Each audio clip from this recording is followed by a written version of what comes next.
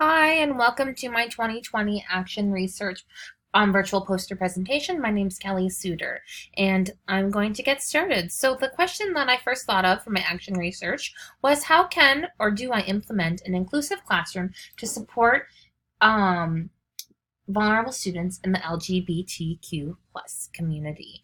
And this was very important to me. That's why I included this quote, because mental health is a huge issue amongst our students, and poor treatment of the LGBTQ plus community in high schools is contributing to poor mental health. You can see on this slide my core values. So respect, compassion, kindness, love, and peace, as well as community. So during my life, I have had many friends and family in the LGBTQ plus community. And I am a huge supporter. I consider myself an ally, and have mentioned a particular student. So during my first placement, I had an openly gay student, and she was at risk for an IEP. She was falling behind in class, unable to focus, was extreme absenteeism, and difficulty communicating in social situations.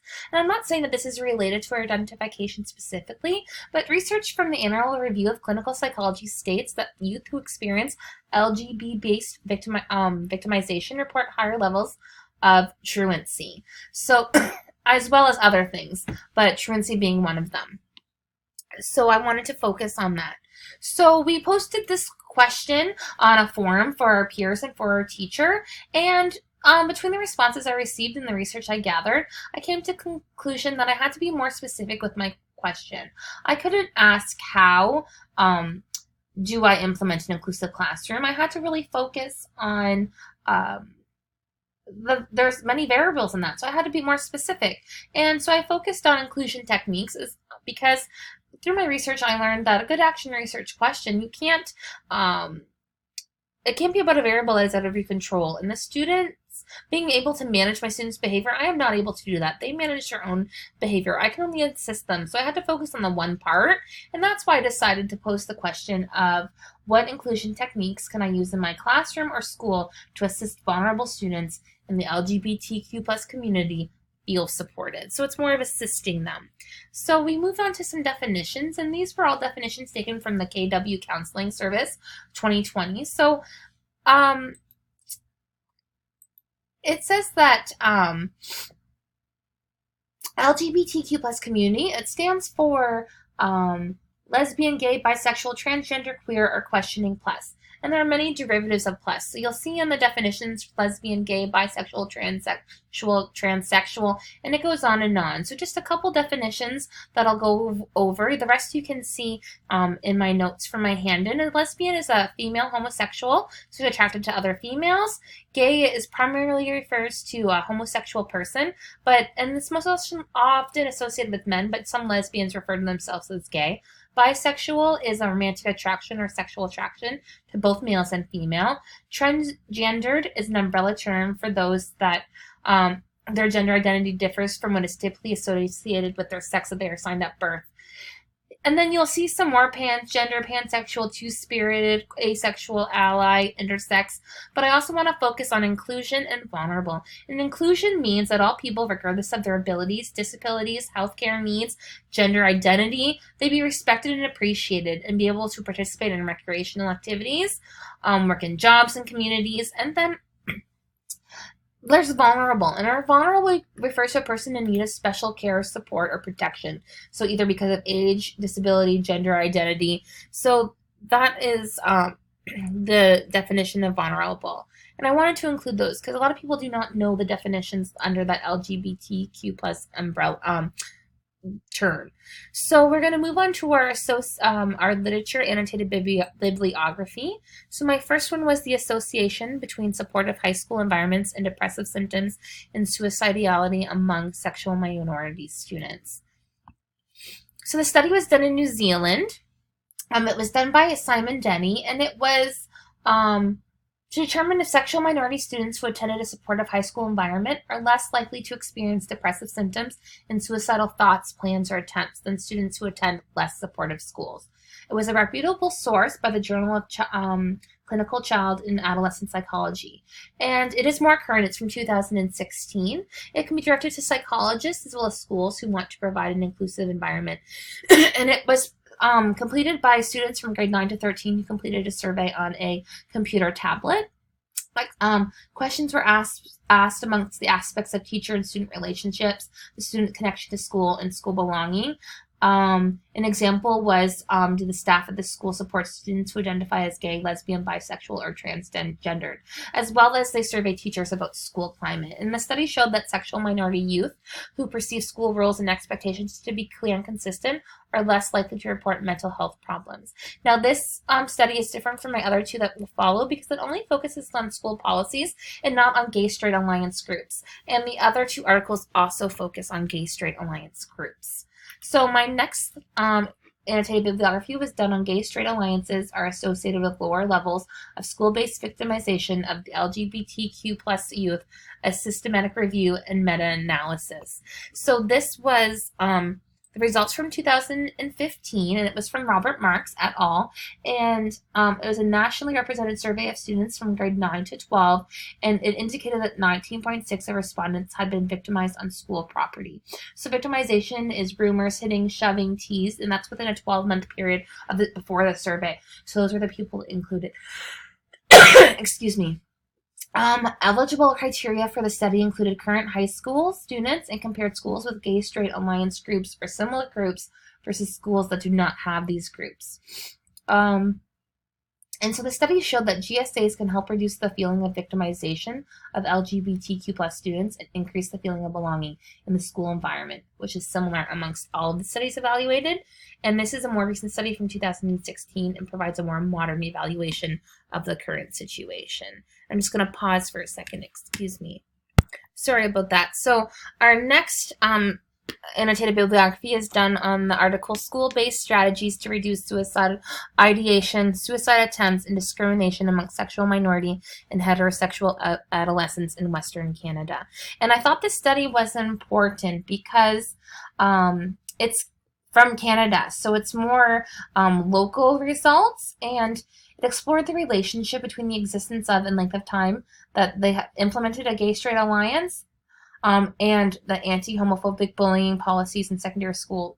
And so what behavior occurred. So they went and included in the study were schools that had a GSA and established GSA or policies, ones that didn't have one, and one that was in the last 3 years, and one that was more long-term. So they compared the schools. The only disadvantage of the study is it is a older study. I really wish that it would have been more recent, but the responses, what they did for the study was they did a secondary analysis of a 2008 British Columbia Adolescent Health Survey. So the results were quite old. So the study indicated that GSAs are associated with lower levels of at-school victimization of an often marginalized group of youth. And the study shows that the establishment of GSAs in local schools have important implications for the healthy development of the LGBTQ youth. And they indicated that there was less homophobic victimization if they had these groups, and less negative mental health outcomes. So I found the claims that schools with strong anti-homophobia policies in place and GSA support groups to be a common theme in a lot of the peer-reviewed studies that I came across. And then next we go on to our literature summary, and this just is the first slide here is from Robert Marks, and from the study they found that 30% less students 30% they had lower levels of homophobic victimization by 30%.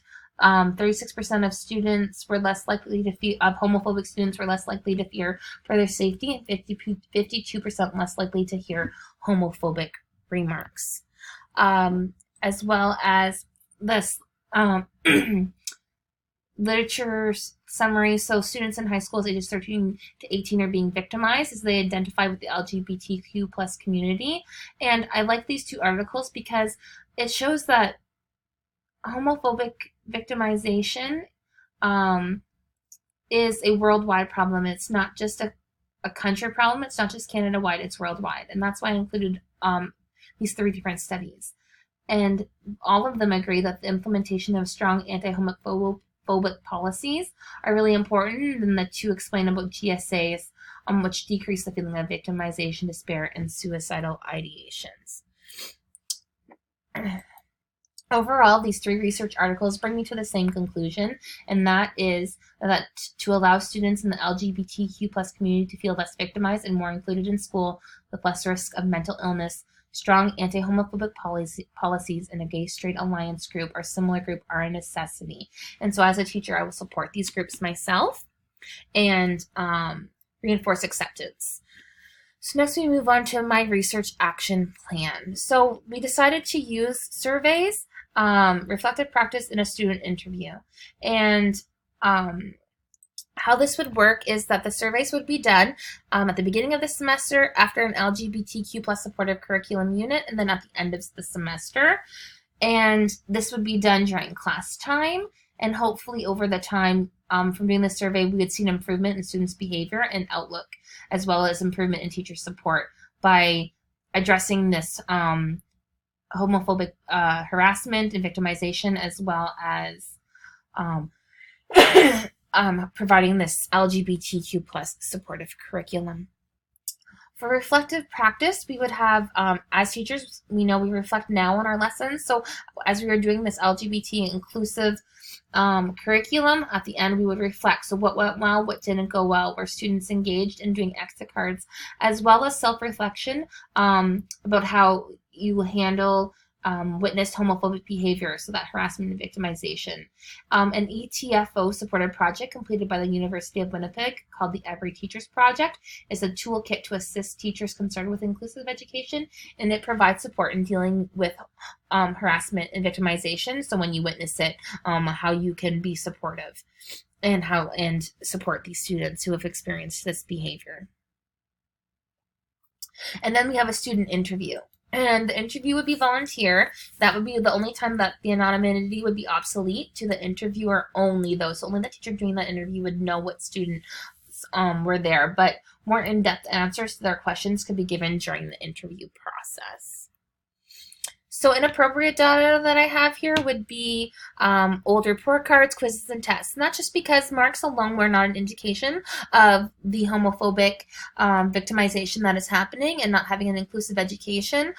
You'd have to correlate that between what's going on, which is what we'd be doing with this study, hopefully. And tests and quizzes are irrelevant to this project because you can't test a person's feelings. And then photographs are just an interpretation. They don't provide facts. It's just what you see and how you interpret it. So those would not be appropriate data collection. So these 3 ways of collecting data are reliable and valid. And that is because with a survey, the questions are we would have continuity of the questions, and they would be worded clearly. And they're valid because these are the own personal responses of the participants. The same with the reflected journal. The results are reliable as long as the teachers recount specific information. So there'd be a list of what teachers have to recount after they teach their curriculum or they experience the LGBTQ+ harassment. And then it's valid because it's authentic and legitimate re-encounters of the words of the teachers.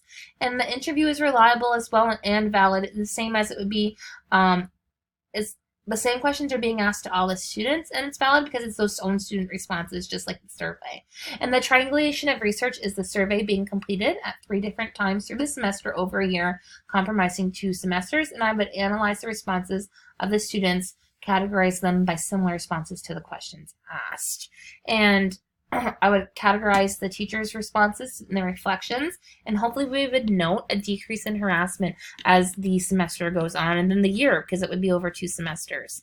So the participants in this are high school students ages 13 to 18, and it's in the high school setting. And so ethical considerations we have to have is student consent, parent consent. So we want that we want it to be anonymous.